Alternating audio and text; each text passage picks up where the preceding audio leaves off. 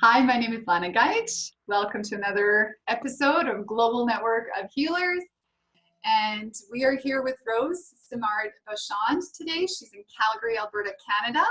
She's a qualified mediator and a certified divorce financial analyst, as well as a collaborative professional and a conflict coach. And she is also the owner of Cayenne. Welcome, Rose. Thank you, Lana. Thank you for having me. Absolutely. So let's get started. Can you tell us, Rose, what advice would you give someone who is going through a divorce at this point in time with all the social distancing? Yeah, certainly.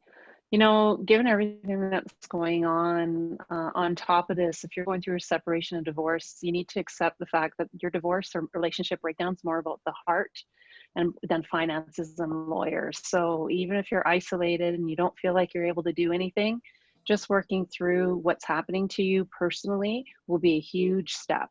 So learning how to, shift out of the negative and into the positive, surrounding yourself with people who, and then when I say surround, it doesn't necessarily have to be geographically or somebody that's close by, but connecting with like-minded positive people are really key with all the negativity that's happening. But in addition, when you're actually going through a really difficult time, you need supportive people around you that are going to be thinking about your future and building you up, as opposed to focusing on what's happened in the past or what something else the other people are done. One of the biggest mistakes I actually see most people make is they don't trust their own gut instincts. While you might not know what you want, nobody else does either, right? There's no better expert than you. So that's my best advice: is you got to trust your gut and surround yourself with positive people and really build those practical skills and tools so that you can manage change, because there's a lot of things that are inevitable in life, even the situation that we're happening now. Mhm. And if you start practicing and building up your resiliency on how to deal with change or the unexpected, it's going to serve you, in this current situation and every situation Mhm. going forward. Yeah, that Mm-hmm. learning curve for sure. Yeah. Can you briefly describe the divorce process and kind of where it starts and how it typically ends, what it looks like at the end? Yeah. No, it's a good question. It's actually one of the most common questions is most people are like, where do we go from here? Right? Usually I just, tell people the first thing is you've decided if the relationship is over. You don't have to make immediate decisions. And I want you to know that there's a difference between actually being separated and divorced. A lot of people think that they have to dart to that finish line and get the divorce, but it's really impossible to unwind years or, decades possibly of a marriage all in a very short time period. But first, you need to know that being separated means a couple of things. And given today's situation, you might actually find yourself separated, but still living in the same household. And that doesn't mean you can't start moving forward and figuring things out along the way. But you have this opportunity to actually take your time because you're forced to, right? Mhm. To deal with it. You don't have to keep brushing everything under the counter or under the carpet. It's front and center. How are you going to deal with it, right? After all this is happening, you might choose to live separate and apart. And those two situations are really actually considered separated. And then there's a big difference between being legally separated. Legally separated actually means you have legal documentation, you've divided your assets, you've worked through all that stuff, but that's going to take time. But it doesn't mean you can't feel like you're moving forward by deciding to separate and deciding to either separate by living in different bedrooms, one person upstairs, one person down, or actually physically living in different spaces. Mhm. So after that, or during that process, you got to start deciding on what's happening with finances. If you have kids, the first thing you have to do, unfortunately, once you start living separate and apart, is you have to make sure that you're both taking care of financially for the kids' sakes. Okay, for that's the responsibility of both parents to provide for their kids. If you don't have kids and you're starting living separate and apart, you can take your time and work out everything else. There's a big difference between financial division and figuring out what other support is going to look like, namely spousal, and that's going to take some time to going through that. But you have to list your assets. You got to figure out what all that looks like. But those are all different stages. So what I like to tell people is that the destination is the only thing you have in common with anybody else going through divorce. The journey is completely unique to you. It's going to be at your pace And it's not going to be a linear fashion. It's going to be something that's going to meet your needs and your wants for your future. So take your time, because those are important decisions to be making. Yeah, well said. And once you've figured out how to deal with all the property and you figured out all the support, then you're ready to legally document it. So that does take some time. And at that point, when you have a legal document, you're legally separated. And if and when you've lived a year apart, you can file for divorce. So, it's not a straight go or go past this and advance to go or advance to divorce. There is a process that you have to follow. Mm-hmm. Gotcha. Okay. Thank you for that. Just to give us a bit of a picture, right? For those that this is very much true, because I do think at this point, people being in close quarters for several weeks, this is where either we figure out if we're going to stay together, or perhaps if it's been a rocky relationship, people might start to maybe consider that this isn't for us anymore. And so this is the kind of information that they might maybe need to be informed as to all their options. And so thank you. That's very informative. And actually, one thing I want to mention, why you don't need to rush this, is that one of the things that I often see people do is they rush through, they want to get through it because they want to start their life. They want to start the new beginning, but they're really disappointed when it comes down to actually having this legal document. They fully expect that the weight of the world is going to happen once they've signed this document. But it's not what happens. Peace of mind doesn't come from just a piece of paper. And what usually happens is if they forget to be present, they don't actually see this as an opportunity to face the difficulty and learn from it, they're going to be really disengaged or really disenchanted with how this all worked out. So take the time and focus on you. Yeah, absolutely. So we've all heard, obviously, horror stories about the people have said to us about divorce. And can you explain a little bit about the costs associated with divorce and why it costs so much?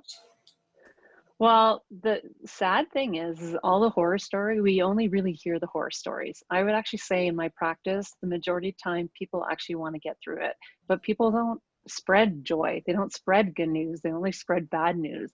I don't know what it is about humanity in some aspects, but misery loves company, or because they're not happy yourself, they spread it. But really, there are a lot of good people that want to get through this in the best way possible. But the biggest thing and why it costs so much money is that a lot of people have lost or been disenchanted by what's happening in the legal system. Lawyers are no longer the go-to problem solvers anymore. There's a lot more options for clients to do it themselves and make sure it doesn't escalate to being into an expensive conflict, right? The biggest thing is that most people tend to avoid conflict. So when they think they're going to get a lawyer, they think, they don't ever have to face their spouse again, or they don't have to worry about dealing with something. Somebody's going to scoop them up, make all these decisions, and then they could walk away. But unfortunately, that's not how it happens. Nobody can make choices for you or your decisions for you. So, and if you don't learn how to handle conflict, really, it actually will not serve you, and it won't serve the relationships that you have with other people. And I don't even say just with your ex, but even with the people around you, your professional network, it all affects you. It all has that ripple effect, right? Going through that. So the costs are driven up when you're heading in with the negativity, you're heading in thinking that you have a battle, or you don't want to deal with it. So if you want to save costs and time, it is best to deal with it up front in the best way possible and have supportive people that are going to help you manage that. And manage, even if it feels overwhelming, the sooner you learn how to deal with it effectively, the better empowered you're going to be, and you're going to feel better, and you're going to save a lot of money and time and effort. Yeah. And so someone then who's going through a divorce, what would you say to them about how they can save some of that time and money? Yeah, that's a great question. And it's going to be different for everybody. But one thing I usually say is to hire a coach, hire a divorce coach, or work with a counselor, or work with a therapist. Most successful people in the world have experts. They have coaches, they have mentors, they have consultants. They surround themselves with people they trust and people that are going to give them some counsel and help them work through. Successful people don't rely on other people to make decisions for them. They rely on people to help them make the decisions that are best for them, right? To going through that. And the coaches have the expertise. They're not focusing on the past. It's going to be action oriented. They're going to help you think about what you want to be, who you want to be, and how you want to see your life, right? So that happy life that you've always dreamed of can actually materialize with the more support with the coach going through that. And there's, proper expertise when it comes to coaching. So you want to look for somebody who's certified as well, that has experience in the realm of separation and divorce too. Another thing would be to deal with the finances appropriately and hire a certified divorce financial analyst. Some lawyers have a great aptitude for dividing out assets, but that's not where their expertise is. Their expertise is in with the law. So you want to find somebody who's going to be able to explain the finances and not just tell you that you need to divide things, but somebody who's going to help you look at your finances today and what your goals are in the future. Because the real goal for all of my clients would be that they become financially independent.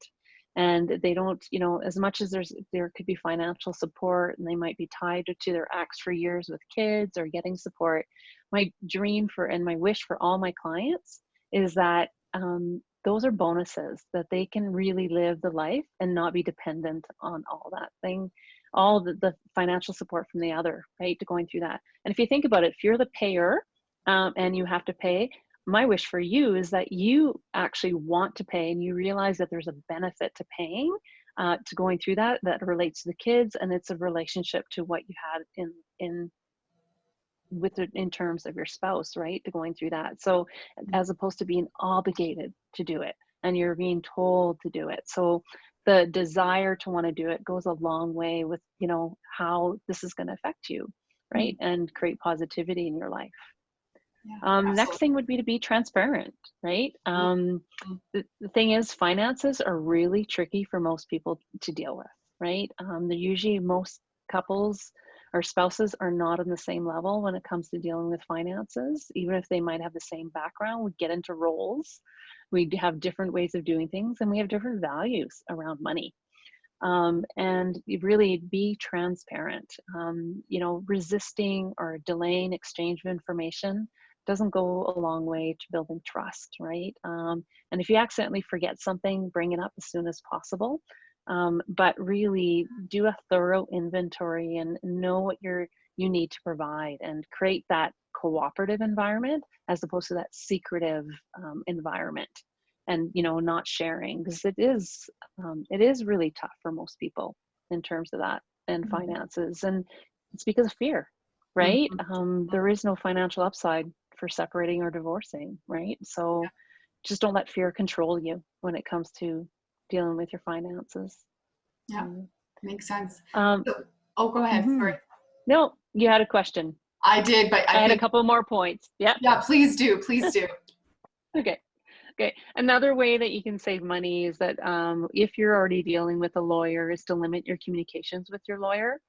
It might feel really good to rant or vent and call your lawyer and tell them what your ex did or what kind of day you're having or what you're worried about.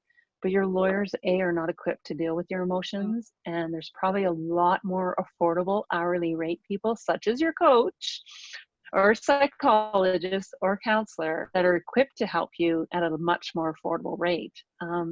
So another thing I usually suggest as well is, if you're going to communicate with your lawyer, be efficient. Write your questions down, be prepared and be very focused when you talk to the lawyer, so that it doesn't turn what should be a 15-minute call doesn't turn into an hour, and then you get off the phone and you didn't even have your question answered, right? So make sure it's efficient and productive. And remember, the lawyer works for you, and there are no dumb questions, and make sure you get the answers, and you're working with a lawyer that's making you feel really comfortable and it's going to take the time to answer the questions that you have, right? But remember, the more you rely on anybody, the more you outsource, the more it's going to cost you. So again, trying to do as much as possible on your own is always a good thing, and not making panic calls is really good too, right? That 24-hour rule, that's right, just to kind of think things through is really beneficial, especially when you're paying for somebody. That's right, exactly. Right? Shake the fear off a little bit, right? 24 hours. That's right. That's right. No knee-jerk reactions because Yeah. they cost you. I don't know many lawyers that won't bill you. They'll be happy to take your call, right? To going That's through right. that. So, Yeah. yeah. And the last thing would be is to stay out of court. Actually, in reality, in Canada, less than 5% of divorce cases actually go to court. Mm. It's the threat of going to court that actually usually breaks down negotiations. That fear, that threat, and really it's people not negotiating in good faith when they think they can outlast, or there's an imbalance of power and someone's like, I'm going to take you to court because they don't want to pay, and doing that. But there is, unfortunately, no one wins when you go to court. The judges there are not equipped in any shape or form to figure out who's telling the truth, what is the actual situation. All they could do is take the facts and do the best they can, and they're not going to, pick one of you over the other. They're going to try to find something that seems reasonable between the two of you, because that's not what their goal is, right? They're not there to figure out who's right or wrong. And unfortunately, they're never going to offer you the peace of mind too. So a lot of people think that if they could appeal their case to the judge is going to side with them. They're going to understand that every infraction that their ex did, this is why they should get this and why they should get that. But that's really not how our system works, unfortunately. Mm-hmm. And I mean, it's important because what you're talking about is the difference between separating the emotional aspect of things and then just looking at it very rationally. And that's what a judge would do. So without, and this is why you also talk about, don't make decisions and sit on the fear and just sit on it for 24 hours rather than let it guide you. Because oftentimes it could break down the negotiations. Yeah. And you know what? And when negotiations aren't going well, or you're fighting, it depletes your energy, it depletes your resources, and it's going to distract from your focus, right? And at the worst thing, it could permanently destroy your relationship and your ability to actually have healthy relationships. So letting that destructiveness have that cycle and not be able to break out of the negativity to the positive can have huge impacts on you in the future. And that's really important, that as many people think this is an isolation, and once they could put it behind them, it affects them in so many ways. It's not something that people recover from quickly. So it's important to keep that focus, keep the right mindset, and know how to take care of yourself and own what part you play in the conflict. Because there is, relationship math says it can't all be one person's fault, right? Going through that. However, it doesn't mean that the other person is bad or good or anything like that. It's not about figuring out who's right or wrong. It's figuring out what's the best to move forward in the most positive way. Exactly. And for both people, right? Yep. So yep, that's right. Very much so. Yeah. And I can definitely attest as a divorce coach, at the end, if you haven't resolved it, I do work with some clients that have years let it go, and years later they come and see me because they're in a new relationship, and now the old patterns and old stuff from the one they haven't dealt with start to emerge, which now it's a trickier concept and a trickier situation because now we have another party involved. And so trying to untangle that, you're right, they're much better off just resolving it as possible. It will actually care. It will cost you a lot less in the long run. Statistically speaking, we know Stats Canada actually stopped declaring what the divorce rate was in 2008. So for nearly 12 years, we don't actually know the divorce rate. And there's a lot of reasons, because there's a lot more common law relationships. Not everybody gets divorced. But if you think back at everybody that has ever been separated, the chances are that the next relationship or the next marriage actually has a higher probability of breaking down than first marriages. And it's because people don't heal. They repeat what they don't heal, right? And so all that stuff comes in because what they do is they think that all that bad is associated with that person, but it's associated with the situation, not just the person. So if they learn how to deal with the situation and themselves and build up their self-awareness, then they have that control that it won't trickle effect and won't have as much of an impact on their life going forward. Yeah, makes sense, all of that. Lovely, thank you. I have one last question for you. And so, and that is, so what are the options that people have available to them now that we're all remote, but they are considering divorcing? Yeah. Oh, it ranges. You may not, courts unfortunately have closed down for the time being. Some lawyers, everything is working remotely, but really all the processes are available to you in somewhat in the capacity. But of course, doing it yourself is always going to be the easiest and the most you have control that you have in the process. And I always encourage people to try to do as much as they can on their own. Mm-hmm. And next, when the things that haven't worked out, is then consider mediation. And mediation is that opportunity to work with an outside third party to work through the difficult conversations to when you don't see eye to eye. But to keep in mind that mediation is best suited for the people that can agree to disagree, and they can disagree without escalating or the conflict, right? Going through that. And they have enough respect for each other to say, you know what, we want to work this out. And even if you don't mediate all your issues, you could get possibly 70-80% there. And then you could actually then consider collaborative law. Mm-hmm. And collaborative law is really becoming more and more popular. There's a really big community in Edmonton. There's a growing community in Calgary. And there's actually several really big hubs in the United States where collaborative law has been in it since the 1970s. So it's been around for a long time, but it's gaining some steam. And in the collaborative law realm, it is a real team approach. So you have a family consultant, someone who's going to work with you in terms of your interpersonal relationships as co-parents and with your kids. You're going to have a financial consultant, like a certified divorce financial analyst, dealing with the finances and the nuances there. And then you're each going to have a collaborative law lawyer. No decisions get made without a group meeting. So you two, the two spouses, two lawyers, the family consultant and the financial consultant, they're all in the room at the same time. So you feel like it's that real team approach, right? And you don't come into that decision-making process until you're ready, when it makes sense that you have all the information and you work through a lot of the issues going through that. So it's really kind of like the icing on the cake. That process is really great. And, I got involved with it because I saw it being really beneficial in more high conflict cases. Because usually the family consultant is actually a registered psychologist. They're somebody with a mental health background. Mm-hmm. So they're really able to help all facets, because mediation, if there is some type of mental health, mediation is not necessarily appropriate for that. You really need to have a proper professional and a guided professional that can, really not necessarily diagnose or anything like that, but has the ability to recognize how they can help and what's too much and where mm-hmm. they need help.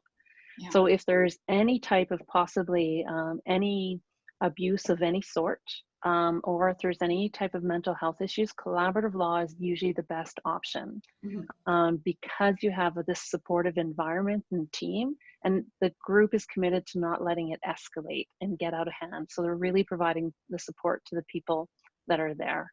Mm-hmm. The next option would be to hire a lawyer. So if you skip over the collaborative law process and you do as much as you can in mediation, you can deal with the legal parts with a lawyer.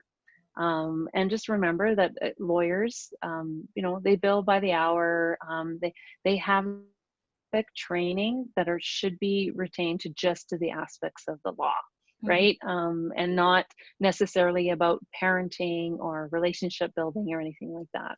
Yeah. Another option would be arbitration, and mediation arbitration is a big term that we have nowadays. But I've already mentioned that mediation is like 3 steps back from where we are right now. And then we have arbitration. Arbitration is very similar to going to court. You're leaving the decisions in the hands of another professional. And it's usually either a retired judge, a senior lawyer, or a certified arbitrator who has written cases and going through that. But ultimately, you're handing the decision to a third party. You're both pleading your cases and giving information, but the benefits of arbitration is it doesn't take nearly as long as to get into court, going through that. And they're usually, it doesn't seem as formal, right? And that might also be a disadvantage. Some people don't always take it seriously because it doesn't feel as mm-hmm. heavy or as intense as going to court, right? Because you're actually going into an office as opposed to a courtroom, right? Going through that. And then if arbitration doesn't work, then you have litigation, and that's going to court. And from the do-it-yourself to litigation, the most control you have is the do-it-yourself. You start giving up a little bit along the way, but you have the least type of control when you're heading into arbitration and litigation. And again, litigation has, the judges have limited ability. Arbitrators will have a lot more time to review your case, whereas the judges, they don't. They're making decision in a short window when they're going to court. And sometimes court is only half a day or a day. Sometimes it's 3 days, right? An arbitration might only be a day as well, but the arbitrator does a lot of work and prepares for that and reviews all the documents. So there's a lot there going through that. So, you know, regardless of where you start, legal does play a role. You just have to recognize at what role and not pull the trigger too quick. And thinking, because I have a couple that I'm working with right now, near finishing, keeping my fingers crossed for them. They came to me a year after they've been working with lawyers. They'd spent $160,000 and they were spinning their wheels. A friend referred the wife to me. She came in and they're at last resort trying to figure out what they're doing. So we did some conflict coaching, but I got them into the collaborative law model. And within 6 months, we have an agreement, and it's at the lawyers right now getting documented, right, to going through that. So they made more progress in 6 months than they did in that whole year for a fraction of the cost, right, going through that. So it's not usual though, when people escalate too quickly, it's really hard to unwind it because so much damage has been done. So always say, start small, start with the accomplishments that you can have. You don't have to make decisions all at once, and really puts some good importance of maintaining your integrity and managing your emotions, because that's going to be key to successful negotiations and minimizing the collateral damage that can happen. Fabulous. I mean, wow, that was packed with some excellent information. I'm so glad that you were able to come on and answer some of these questions. You know, life doesn't stop just because we have to sort of put some of the life pieces on pause essentially right now in life. And so thank you so much for sharing the pros and cons, for taking us through what the process looks like, giving people options about, and the information that is important for them to make some educated decisions, some important decisions. And we will leave your information with the post of this video. So if anyone has questions and wants to reach out to you, they certainly can. Thank you so much, Rose, for taking the time today. We appreciate you being on with us. Yeah. Oh, and Lana, if there's one more thing, you inspired me with this Global Empowered Healers, is that I've actually, as of today, March 25th, I launched a online free support and resource group for divorce. It's called Shift Happens. It's going to go for 6 weeks, and it's going to talk about the process in a lot more detail. We meet every Wednesday morning online at 10 a.m. Mountain Standard Time. And I would love for viewers just to dial in, and they can enter in anonymously, ask questions going through that. And it's just an opportunity to give information in the time when they might not feel connected, and try to build that community. So that is definitely available.